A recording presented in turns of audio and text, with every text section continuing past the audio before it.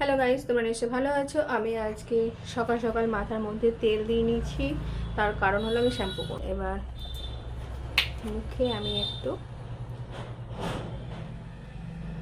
এটা আমি লাগিয়ে আমি যেগুলো ঘরে ব্যবহার করি সেগুলোই দেখালাম তোমাদেরকে।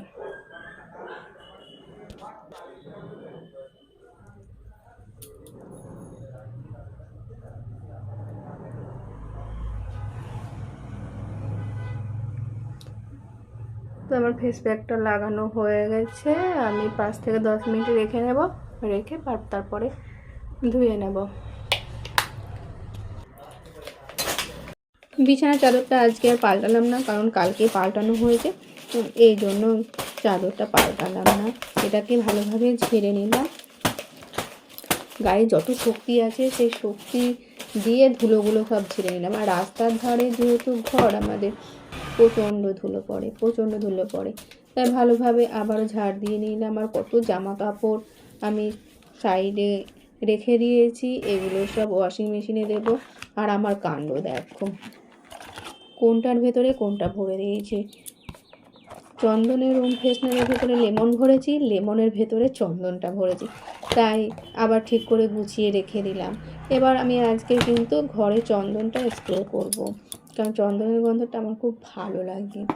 তাই প্রথমেই চন্দনের রুম ফ্রেশনারটাকে ভালোভাবে স্প্রে করে নিলাম।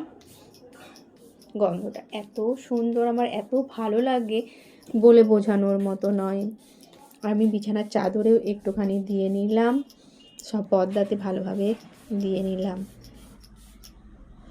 স্নান টান সেরে চলে আসলাম। এবার চলো ফুল তুলি। এখানে কত শুকনো জামা কাপড় রেখে দিয়েছি, এগুলো ভাঁজ করতে হবে। ছাদে চলে আসলাম ফুল তুলতে।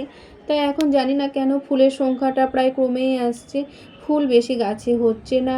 কয়েকটা ফুল পেয়েছি গাছ থেকে, যেরকম জবা ফুল তুললাম, এগুলো হলো মিনি টগরটাও তুলে নিলাম।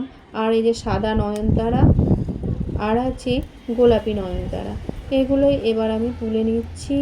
একদমই জুঁই ফুলও ফোটেনি আজকে, করবী ফোটেনি, মাধবীলতা ফোটেনি, এই কয়েকটা ফুলই আমি পেলাম। তারপরে চলে আসলাম মন্দিরে, ঘরের মন্দিরে পুজো দিতে। প্রথমে আমি ঘিয়ের প্রদীপ জ্বালিয়ে নিলাম আর ধুনো দিয়ে নিলাম। গোপু সোনাকে দোলনায় বসিয়ে দোল দিয়ে দিলাম।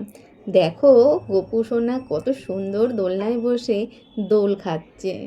তো পুজো দেওয়া আমার কমপ্লিট হয়ে গেল। এবার আজকে যেহেতু নিরামিষ, সেহেতু আমি চলে আসলাম রান্নাঘরে। সকালে তো আমার রান্না হয়ে গেছিলো, সকালের তো আমি রান্না করেছিলাম, কিন্তু পাঁপড়টা আমি ভাজিনি, কারণ পাঁপড়টা ভাজলে পরে নেতিয়ে যাবে। এই জন্য খাওয়ার আগে আমি পাঁপড়টা ভেজে নিলাম। এবার আমি খেতে বসে গেলাম। তোমরা বন্ধুরা খাবে, চলে আসো। তো আমার খাওয়া দাওয়া প্রায় শেষের মুখে। আর আমি কিছু ফল কেটে নিয়েছিলাম, সেগুলো আমি ভাত টাত খাওয়ার পরে খাইনি, কিছুক্ষণ পরে সেই ফলগুলো খেয়ে নিলাম।